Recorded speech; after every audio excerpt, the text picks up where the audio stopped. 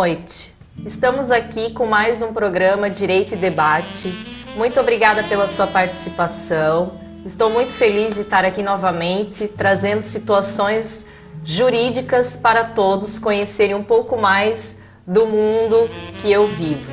Hoje está aqui o meu convidado Fabrício Bittencourt, advogado trabalhista e conselheiro suplente da OAB Santa Catarina.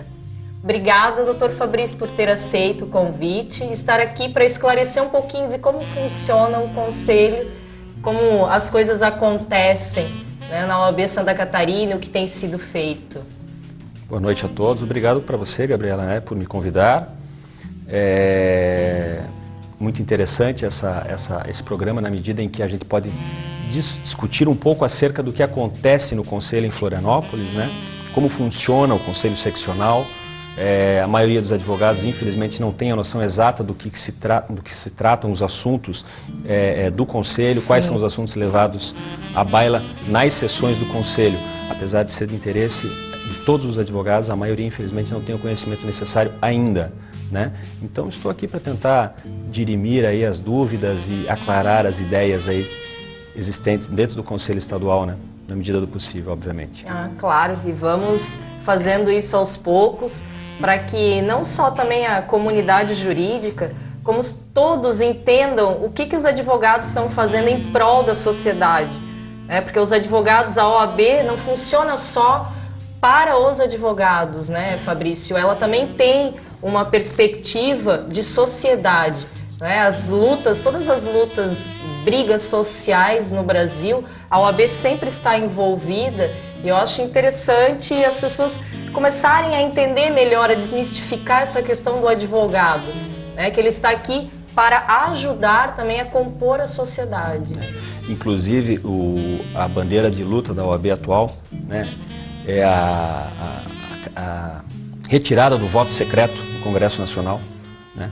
O presidente nacional da OAB já encaminhou projeto de lei nesse sentido, né, para que seja retirado o voto secreto dos deputados nas sessões do Congresso Nacional, tendo em vista até o que aconteceu aí na semana passada, em relação à permanência do deputado federal Donadon junto à Câmara Federal, né, o que para todos chocou.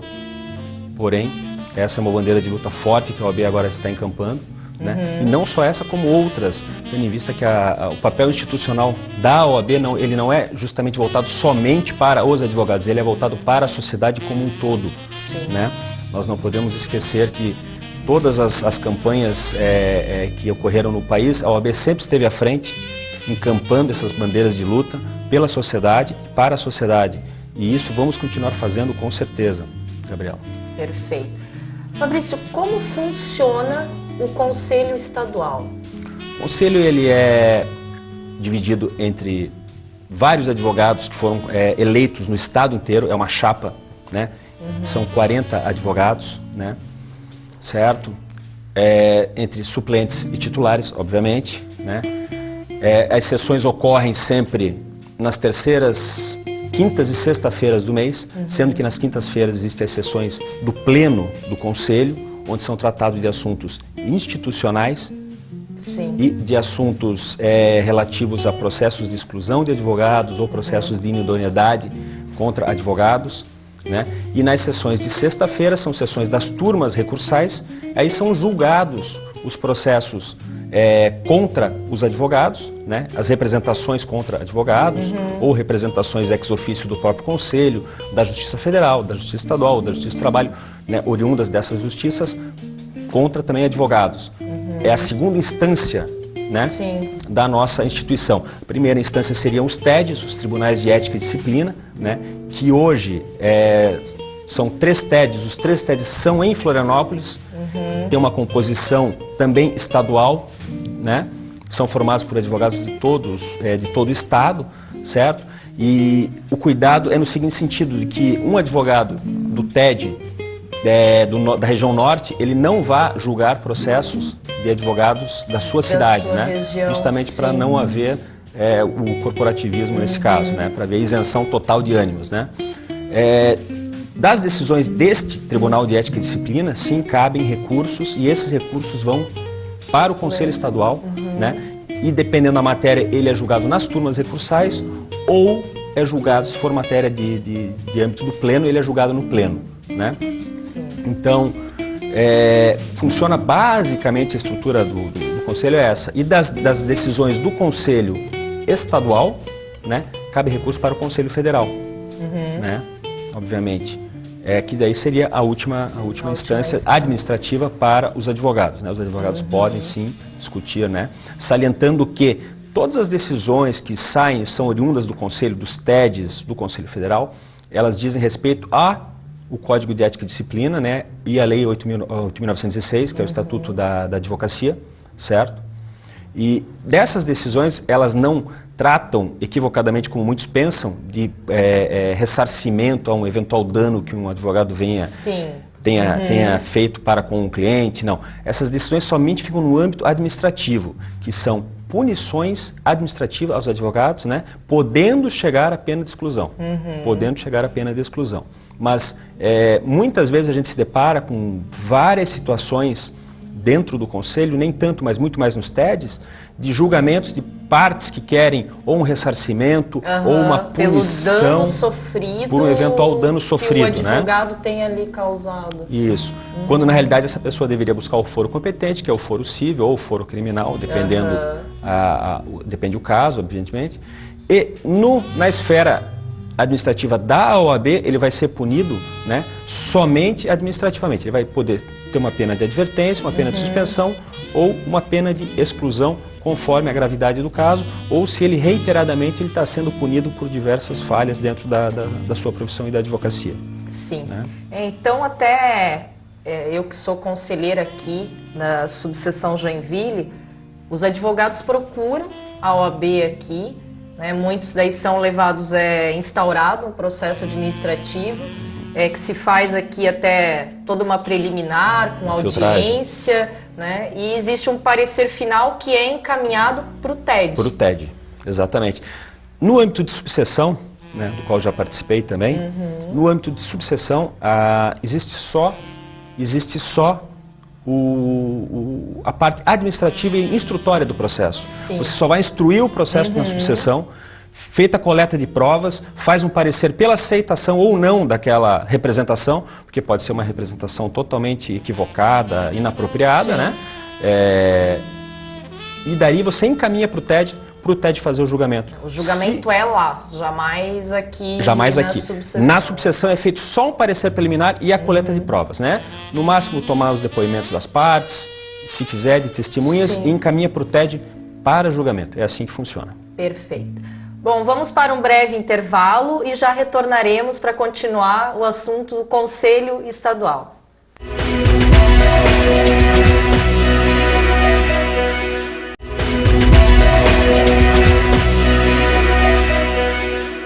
Continuamos aqui a conversar com Fabrício Bittencourt sobre como funciona o Conselho Estadual e o que está sendo trabalhado nesse momento.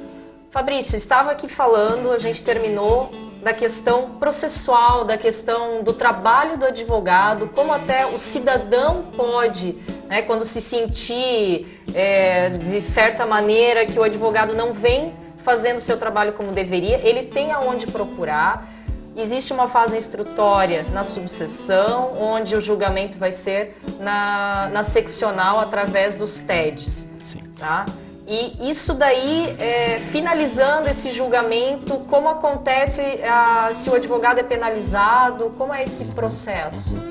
Se ocorrer o trânsito em julgado do processo também, porque existe o trânsito em julgado nos processos administrativos, né? Sim.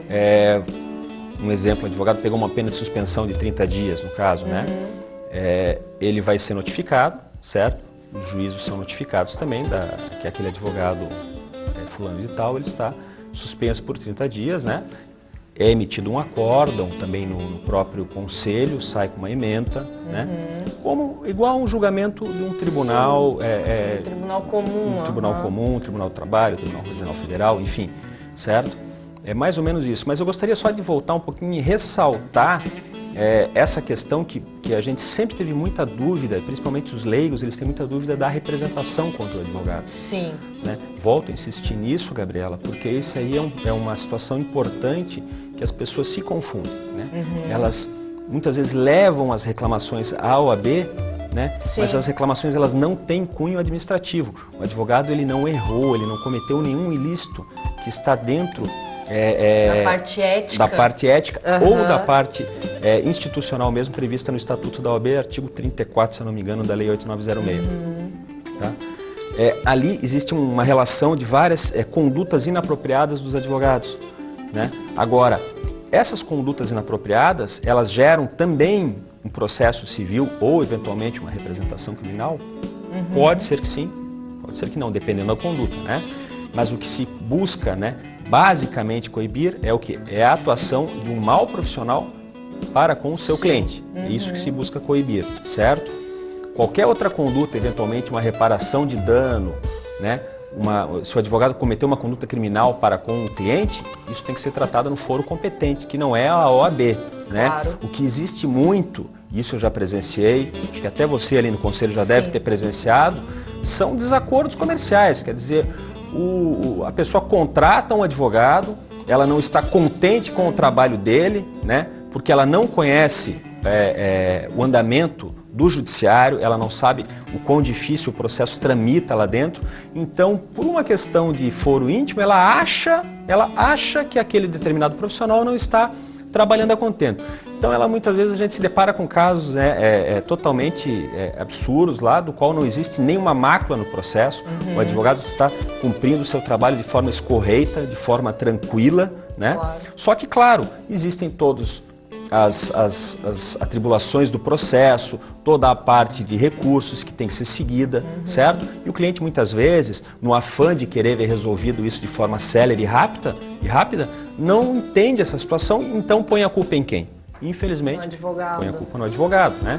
Então, um conselho seccional, então, basicamente julga os processos derivados, então, voltando ali, da subseção, e a subseção é que faz muitas vezes essa filtragem, né?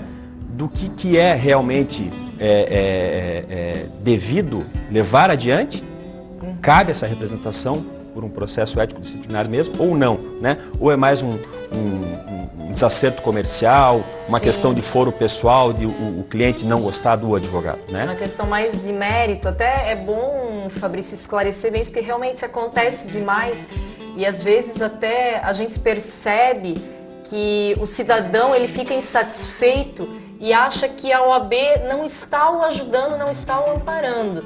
Que ele chega dizendo, mas o advogado entrou com o processo e o outro, que sempre tem, né, que sempre tem um primo, um conhecido, disse que eu ia ganhar, isso daí era fácil, mas eu não ganhei. É uma questão de não contentamento com o resultado e esse aí não é o papel da OAB agir nessa hora. Não, e sim ele procurar daí, se ele entender, uma reparação civil na justiça estadual. Na justiça comum, né? Essa situação, infelizmente, ela é corriqueira, né, como eu já disse, tá? E principalmente da consulta por ouvir dizer, né? A gente brinca, né? É como a classe médica também sofre muito com essa situação, né? Porque todo mundo na família tem um médico, todo mundo na família tem um advogado, né? Então, eu brinco que as pessoas elas vêm lhe consultar, mas já consultaram outras 10 e elas chegam sabendo mais do que muitas vezes você mesmo, né? Verdade.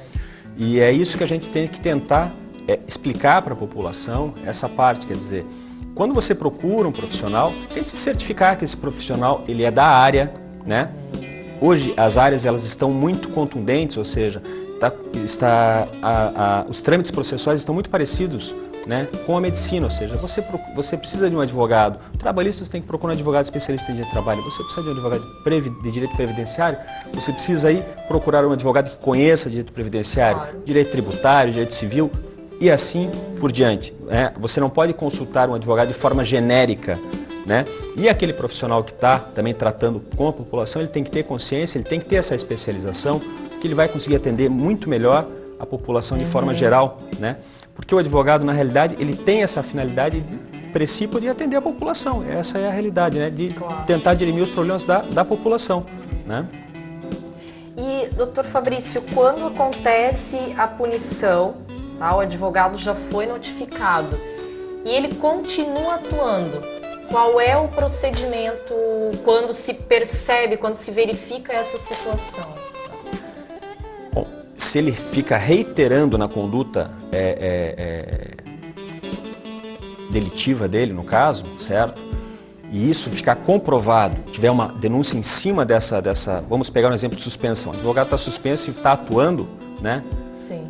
Isso for levado de novo ao TED e ao Conselho, essa pena de suspensão, 3 penas de suspensões, elas são transformadas automaticamente em pena de exclusão. Ah, entendi. Né? Então, assim, o advogado aí não pode, que nem a gente ouve no esporte, é banido. Sim, para o esporte. Então, assim, ele é banido para a advocacia. Ele vai ser excluído dos quadros da ordem, né?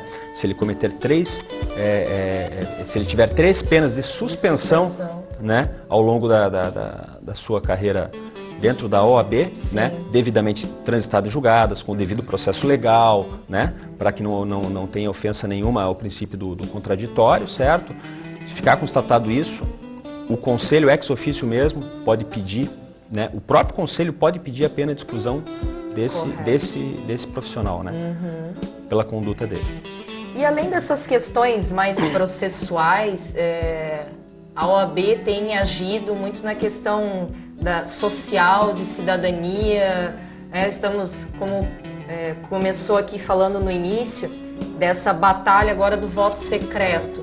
Quais as outras causas, até em prol dos advogados, que nós já tivemos vitórias, né, que foi a questão das férias, tão sonhado que o advogado pode ter férias, pelo menos na justiça comum, né, já foi isso aí sacramentado. Essa é uma grande batalha do presidente da seccional, Dr. Tulo, né, que conseguiu aí, após a árdua discussão junto ao Tribunal de Justiça do Estado de Santa Catarina, né, levar a votação, e o tribunal aceitou, então, né, conceder essa licença aí de 30 dias no período ali entre Natal e dia 20 de janeiro. Né? Fato esse que agora estamos tentando também conseguir junto ao Tribunal Regional do Trabalho. Né? O Dr. Tulo está imbuído aí de boa vontade de tentar conseguir junto à doutora Gisele, presidente do Tribunal Regional do Trabalho, para que também ocorra o deferimento nesse período, para que os advogados possam ter aí um mínimo de descanso, claro, né? Dos quais há muitos anos aí, apesar de serem contra, nós estamos aí sempre com muito pouco tempo para descansar. A realidade é essa, né? Nós temos um recesso muito pequeno ali, de 2 semanas só no final do ano. É verdade. Bom, vamos para o nosso último intervalo e retornaremos para falar mais um pouquinho de Conselho Estadual, Defensoria da Ativa e um pouco do PJE.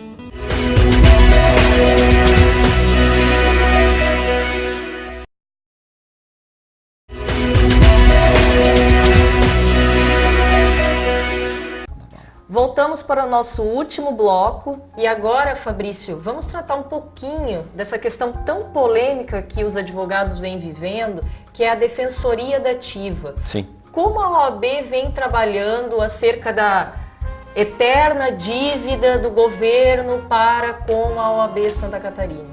Pois é, Gabriela, esse é um tema polêmico que abrange o estado inteiro e interessa a grande maioria dos advogados, né? Uma grande parte dos advogados, não, uma grande parte dos advogados que estavam inscritos na Defensoria e que tem créditos a receber do governo do estado, né?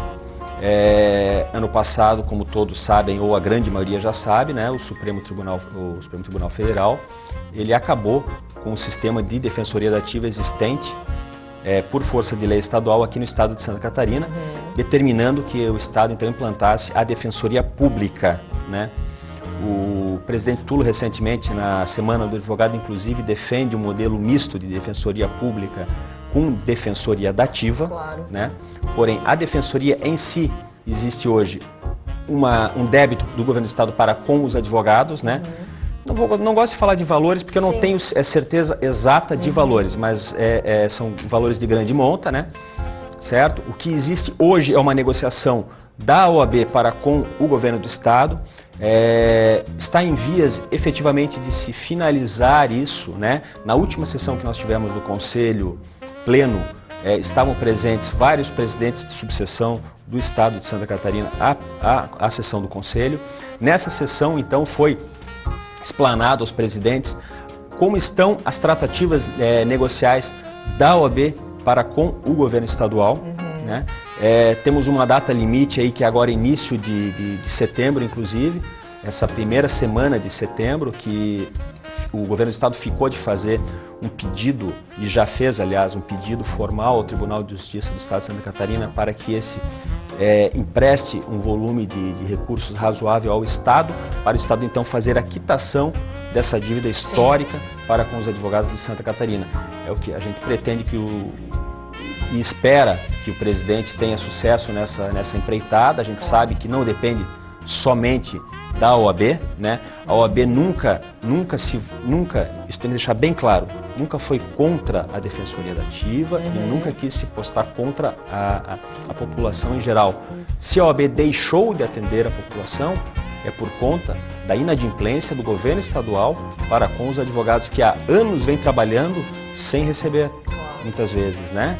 E somente a gente tem que sempre vislumbrar essa situação de que o governo hoje, né, ele implantou a Defensoria da Ativa. A Defensoria da Ativa hoje consta com 60 defensores no estado todo de Santa Catarina, quando na época da Defensoria Pública, quando na época da Defensoria da Ativa, então nós tínhamos aí um contingente de mais de 10 mil advogados cadastrados no estado inteiro.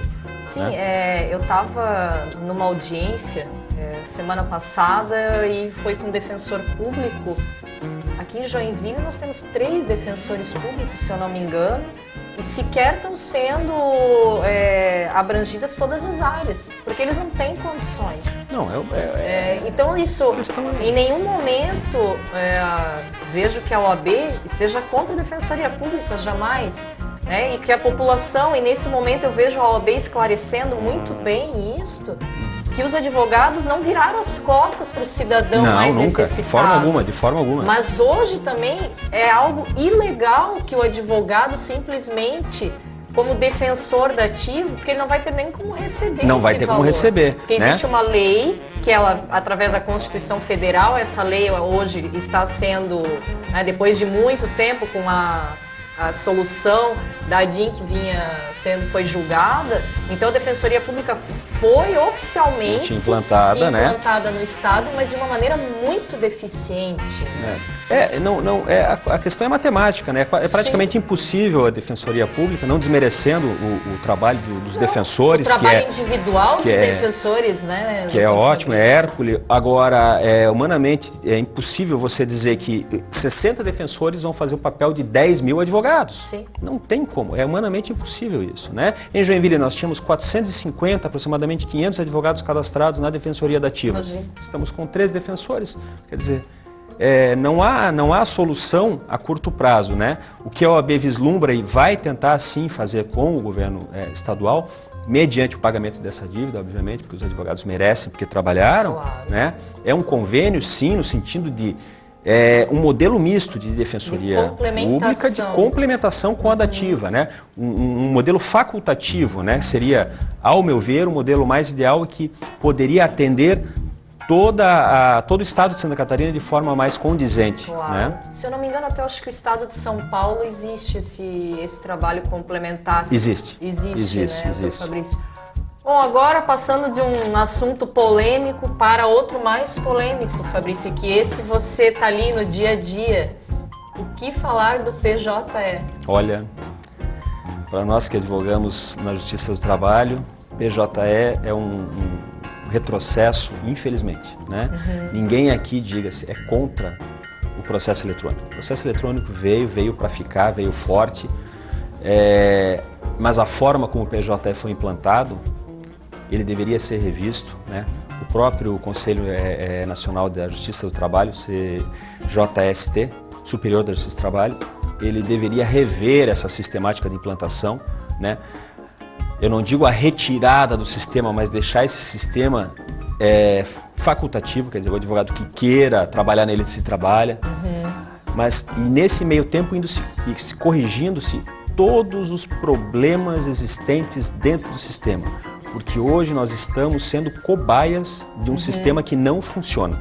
Nós, advogados, magistrados e os serventuários da justiça também. Sem exclusão de ninguém. todos estão reclamando do sistema, porque o sistema, existem falhas grosseiras nele, e muitas vezes acontece até de a gente, como é que eu vou te dizer, perder a paciência com o sistema, né? Porque situações assim, se trata simples, de uma dificuldade diária, né? E como bem falou, não se trata só de uma reclamação dos advogados. Não. É uma coisa muito rápida, basta você percorrer os corredores da Justiça do Trabalho que você vai ver o próprio servidor da Justiça do Trabalho reclamando. Reclama também, né? Outro dia eu estava em uma audiência conversando com o servidor, claro que não vou dizer o nome dele, mas ele falando para mim assim que no sistema daqui do estado, que se chama Provi, né? Ele, para agendar uma audiência de prosseguimento, ele dava 3 toques no computador. Né? No PJE, ele tem que dar 36 toques no computador para fazer o mesmo agendamento. Né? Então, além do que, vai gerar a médio e longo prazo, né, uma lesão por esforço repetitivo no próprio serventuário, né? Fora o estresse que esse pessoal já está passando, né? E o advogado também está tendo problemas, porque você tem que ter toda a parte de hardware dentro do teu escritório, que seriam máquinas boas, né, com banda larga eficiente, né? Sem contar que tem determinadas cidades do estado que ainda não contam com uma banda larga razoável para transmissão de dados, né? Exemplificando aqui, e um fato que aconteceu, até esdrúxulo, mas para que os ouvintes saibam, o PJE no Brasil, quando foi implantado, foi por determinação então do então presidente do TST, João Horácio Dallazen, né? E se implantou numa cidade no Nordeste, não me recordo o nome agora dessa cidade, que essa cidade sequer existia banda larga na cidade. Então, quer dizer, fica totalmente inviável a implantação desse sistema, né? Em todo o Brasil, da forma como se quer, né? Acho que sim, é inevitável, ele está aí, ele veio para ficar, sim, mas desde que seja de forma correta, comedida, o sistema comece a funcionar de forma condizente, que ainda não o está, de forma eficiente. E de forma eficiente, né? Que não faça da massa dos advogados, serventuários e magistrados, né? Que a gente fique à mercê de um sistema se vai funcionar ou não. Todo dia a gente acorda esperando que o sistema funcione e não tenha nenhum problema, né? Então, acho que o Conselho Nacional da Justiça do Trabalho Superior da Justiça do Trabalho tem que olhar com mais carinho essa questão. A OAB aqui já levou um ofício pedindo essa suspensão temporária da utilização do sistema até que se arrumem todos os bugs existentes dentro do sistema. Entendi. Bom, nós poderíamos aqui continuar, até porque o assunto é de grande interesse dos advogados, principalmente que atuam na área trabalhista. Vem sendo trabalhado, vem sendo uma luta diária, mas nós temos que finalizar. Fabrício, muito obrigada por ter vindo aqui esclarecer questões para o procedimento de processos contra advogados, éticos e disciplinares, e a questão do PJE. Gabriela, eu que agradeço, né? Desculpe se eu fui muito rápido na minha explanação, mas o tempo aqui é curto, não tem como a gente também entrar em maiores detalhes, né? Agradeço a compreensão também dos ouvintes aí. Muito obrigado, né? Obrigada a você. Esse foi mais um programa Direito e Debate na TV Babitonga, Vivendo Joinville.